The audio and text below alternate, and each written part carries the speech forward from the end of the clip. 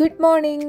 എല്ലാവർക്കും എന്താണ് പരിപാടി? ഞാൻ ദേ ഇവിടെ പതിവ് പോലെ മുറ്റവും ചൂലും ചെടികളും ഒക്കെ ആയിട്ട് ഇറങ്ങിയിട്ടുണ്ട്.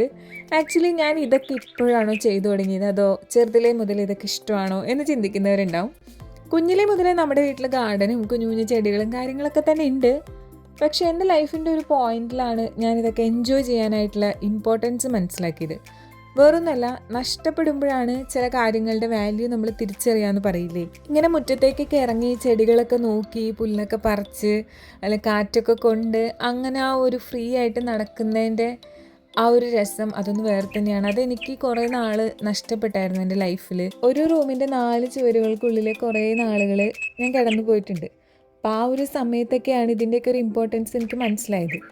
ഇന്ന് കൺമുന്നിലെല്ലാം ഉള്ളപ്പോൾ ആ ഒരു വില നമുക്ക് പെട്ടെന്ന് മനസ്സിലാവില്ല.